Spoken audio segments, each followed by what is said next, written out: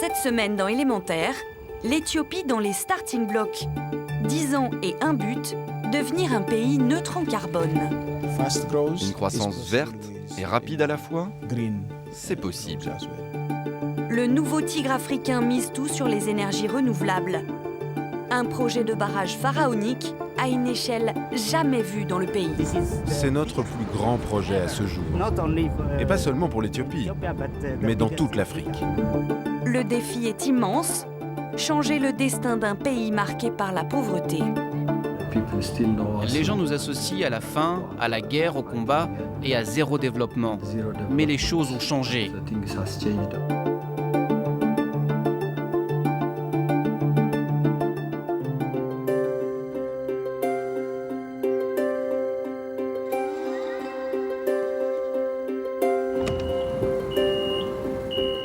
C'est Élémentaire, cette semaine nous sommes en Éthiopie et nous vous emmenons en avant-première à bord du futur tramway ultra-moderne de la capitale. C'est un des symboles de la renaissance du pays. Ici, tout reste à construire, les moyens de transport, les routes, les immeubles, les infrastructures. L'Éthiopie change de visage et elle est sur la voie de la croissance verte. C'est la fierté de l'État éthiopien.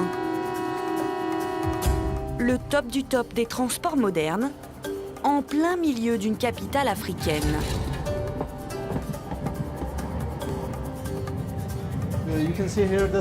Vous pouvez voir ici les écrans pour donner des informations aux passagers sur les stations et puis des publicités.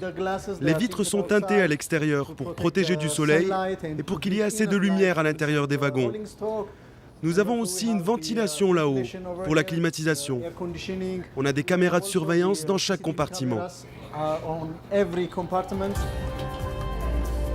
Le conducteur et les ouvriers sont chinois, comme les fonds. 475 millions de dollars d'investissement. 70 km/h de vitesse de pointe. Un tramway conçu pour transporter les 5 millions d'habitants de la capitale, même les plus pauvres, nous dit-on. Un projet très ambitieux qui rentre dans la stratégie écologique du pays. Tous les projets ferroviaires de ce pays vont fonctionner à l'électricité, ce qui est totalement écologique. Nous n'émettrons pas un seul gramme de carbone dans l'atmosphère avec ce système. Capitale de contraste, Addis Abeba est en plein boom. Pas un carrefour sans échafaudage. Pas un quartier sans travaux. Le pays retrousse ses manches et connaît une des plus fortes croissances du continent. 10% par an depuis 10 ans, grâce à son agriculture, des investissements et des emprunts publics massifs. L'Éthiopie est rentrée dans le club fermé des pays africains en plein essor. Ce samedi, le Boston Day Spa est complet. C'est là que tout a commencé. C'est la toute première affaire que j'ai montée ici. Nous sommes aujourd'hui dans le top 5 des spas en Afrique. Nous avons plus de 200 employés et plus de 10 000 clients. Si vous avez la passion et l'énergie, tout est possible en ce moment en Éthiopie. Monsieur Belleté ne manque pas d'énergie. Il est rentré au pays après 20 ans aux États-Unis pour se tailler la part du lion. Il est aujourd'hui en train de construire un empire. L'ancien coiffeur est devenu millionnaire, une figure presque malgré lui dans ce pays où tout est possible. C'est l'œuvre d'art que je préfère. Elle évoque ma vie et mon histoire. J'ai quitté l'Éthiopie quand j'avais 16 ans. J'étais réfugié au Soudan. Regardez, même ma moustache, mes sourcils et mes cheveux sont formés par des écritures qui racontent ma vie. En ce moment, l'Éthiopie est le pays où le nombre de millionnaires augmente le plus rapidement. Et nous espérons qu'ils seront de plus en plus nombreux. Vous êtes multimillionnaire ? Non, pas encore, mais j'y viens. Tadiwos Belleté ne compte pas s'arrêter là. Il achète et construit à tour de bras. Direction son hôtel 5 étoiles, un écolodge à 1 heure de la capitale. Bienvenue au resort de Korifto et Spa. Nous sommes dans le tout premier de ces 8 hôtels. Son écolodge, dit-il, Tous les présidents africains le connaissent. Mais sa fortune ne peut rien contre un petit problème que ses équipes doivent souvent gérer. Une de ces fameuses coupures de courant qui paralysent encore le pays. Heureusement, un générateur au diesel prend rapidement le relais. La coupure de courant aujourd'hui, s'il n'y avait pas d'espoir pour demain, oui, nous serions frustrés. Mais nous avons un espoir de changement pour l'avenir. L'espoir de passer d'un pays sans électricité à une puissance électrique. Et je pense que c'est ça notre grande espérance. La solution se trouve à 850 km au nord. L'Éthiopie construit le plus grand barrage d'Afrique. L'idée, exploiter au maximum le potentiel de son Nil bleu. Le pays, considéré comme le château d'eau du continent, va en tirer son énergie renouvelable. Voici le Nil bleu qui coule vers la frontière entre l'Éthiopie et le Soudan. Et ici, nous construisons un barrage qui va nous permettre de générer de l'électricité. En construisant ce barrage, de l'eau va s'accumuler sans affecter son débit naturel. Et cette zone sera totalement recouverte d'eau. Près de 1900 km² transformés en un immense lac de retenue. Un gigantisme qui rend le chef de projet fier comme un chef de famille. C'est comme un bébé. On s'en occupe. Et quand il grandit, notre bonheur est incommensurable. Tout le monde est heureux de le voir arriver. Le barrage et ses supposés 6000 mégawatts, l'équivalent de 6 réacteurs nucléaires, soit 3 fois la capacité actuelle totale de l'Éthiopie. On construit le barrage vers le haut, jusqu'à atteindre le niveau où sont les gens que vous voyez là. En haut, là, on est à 645 mètres au-dessus de la mer. Et en bas, comme vous pouvez le voir, c'est plus large, mais en haut, ça ne fera qu'1 mètre de large, un peu comme une pyramide. Italiens et Éthiopiens travaillent ensemble, 9000 personnes 24 heures sur 24, pour finir le projet comme annoncé en 2017. Mais pour l'instant, seule la moitié est construite. Ça va prendre 4 ans au minimum. Nous avons eu un problème avec le ciment, mais ça va mieux. Le projet avance bien.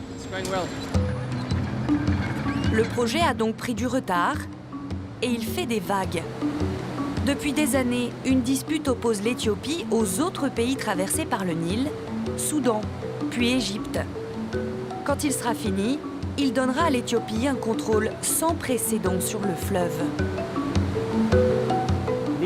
Ce projet ne fera de mal à personne en aval du barrage, c'est-à-dire en Égypte et au Soudan. Nous faisons le travail d'enquête et de conception d'une façon responsable et professionnelle.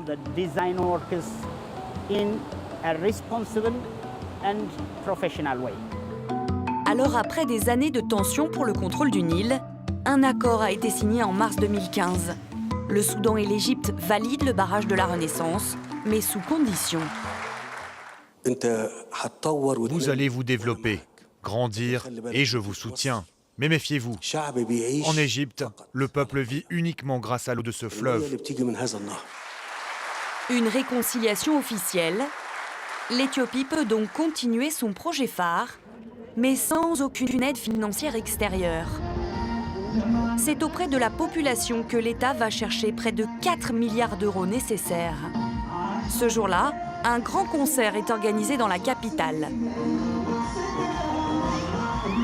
De gré ou de force, les Éthiopiens suivent. Le barrage est l'étendard de la renaissance de leur pays. Dans les rues d'Addis, le projet suscite un réel engouement. Les Éthiopiens croient dur comme fer qu'il va changer leur destin. Le gouvernement nous le dit. Il va y avoir du changement et le pays va se développer. Je ne sais pas ce qu'il va se passer à l'avenir, mais en tout cas, c'est ce qu'ils nous disent. Moi, je pense qu'on va tous y gagner. Chaque citoyen est incité à acheter des obligations à partir de 50 beurres, un peu plus de 2 euros. Le barrage est construit pour le développement de notre pays. Nous devrions tous faire ce qui est en notre pouvoir pour contribuer à sa construction. C'est notre future richesse. L'argent est directement ponctionné sur le salaire des fonctionnaires, ce qui ne plaît pas à tout le monde, mais pas question de le dire ouvertement. Ici, le message c'est « tout le monde veut participer ». C'est notre icône, je peux même dire notre emblème. Tout le monde contribue. Je connais même des enfants qui demandent à leur famille d'acheter des obligations à leur nom. Cette stratégie inflexible, le gouvernement la justifie. Le pays a besoin de ce barrage, coûte que coûte. Votre projet phare, c'est le barrage de la Renaissance. Qu'est-ce qu'il peut signifier pour l'Éthiopie, pour l'avenir ? Comme le nom le montre, nous avons besoin de renaissance en Éthiopie. Vous savez, dans le monde, notre pays était synonyme de misère, de famine, de guerre, ce genre de problématiques. Tout ça, c'est de l'histoire ancienne. Maintenant, c'est un pays émergent qui devient une puissance énergétique. Notre développement économique se fait très rapidement.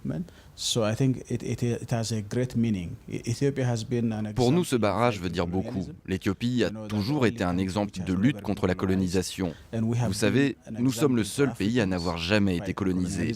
Nous avons été un exemple pour le continent dans la lutte contre la colonisation. Nous pouvons donc aussi être un exemple en Afrique aujourd'hui, celui d'un pays neutre en carbone grâce à une économie verte. Comment est-ce que l'Éthiopie peut devenir une nation industrialisée et en même temps réduire ses émissions de gaz à effet de serre quand d'autres pays disent que c'est complètement impossible, comme la Chine ? D'abord, nous sommes des retardataires. Et donc nous avons l'avantage des retardataires. Les technologies utilisées dans les industries ne sont plus les technologies que la Chine ou la France ont utilisées par le passé. Maintenant, les nations développées produisent des technologies qui aident les pays en développement à avoir des émissions minimales issues de leur industrie, même si on ne peut pas complètement les empêcher. S'il y a une vraie direction donnée, tous les pays en développement peuvent avancer dans cette aventure d'une croissance élevée, rapide et dans le même temps une production neutre en carbone.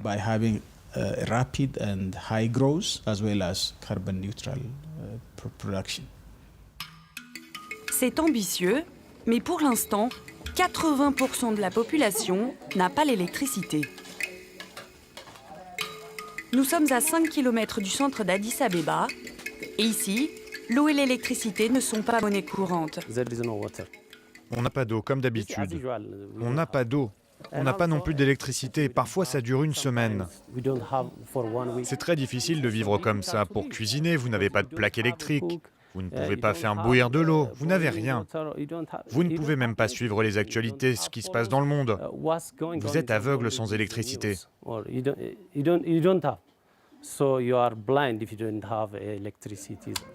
Et quand il fonctionne, le courant coûte beaucoup plus cher que les techniques traditionnelles pour cuisiner. Ces réchauds sont plus utiles que l'électricité. L'électricité coûte plus cher. Ça, c'est mieux à tout point de vue, c'est plus rentable. Chaque année, avec le développement, les besoins en énergie du pays augmentent de 30%. Alors pour satisfaire la demande de ces familles, l'Éthiopie développe ses barrages hydroélectriques, mais pas seulement. Parallèlement, le pays mise sur l'éolien. À Chegoda, dans le nord, capacité du parc, 120 MW sur une surface de 100 km², un des plus grands d'Afrique. Prochain défi, la géothermie, la puissance des volcans de la vallée du Rift. En tout, 60 000 MW de potentiel en énergie renouvelable, soit largement de quoi alimenter sa population, mais aussi revendre à l'étranger. Combien de mégawatts exportez-vous en ce moment vers Djibouti ? En ce moment, là, 27,9 mégawatts vont à Djibouti. Mais parfois, on envoie 45 à 51 mégawatts. Tous les pays africains se développent et avec la croissance, ils ont besoin de plus d'énergie. Cela sera une opportunité pour l'Éthiopie d'exporter de l'énergie vers Djibouti et d'autres voisins.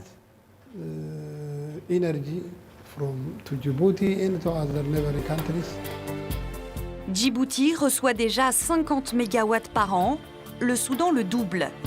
Ses premiers clients vont être rejoints par d'autres, le Kenya, le Soudan du Sud et le Yémen via la mer Rouge. Revenu potentiel de cette autoroute régionale, 1 milliard de dollars par an. Du coup, le pays se lance dans de gros travaux. Aujourd'hui, comme tous les jours, les femmes travaillent en chantant. Donner des revenus aux Éthiopiens, c'était la condition du financeur, la Banque africaine de développement. Sur ce chantier, les ouvriers améliorent les lignes électriques pour le réseau éthiopien et pour ses voisins. Cette intégration régionale, nous, on ne la voit pas seulement pour l'argent. Ça va aussi créer de la stabilité et des liens entre pays voisins. Ça va aussi créer de la coopération. Si vous avez assez d'électricité, alors vous exportez, et si un autre pays a des produits manufacturés ou agricoles, il peut exporter vers l'Éthiopie. L'Éthiopie pourrait devenir un fournisseur d'électricité verte parmi les moins chers et les plus puissants d'Afrique. Une énergie nationale partagée par tous ces Éthiopiens qui marchent vers le renouveau.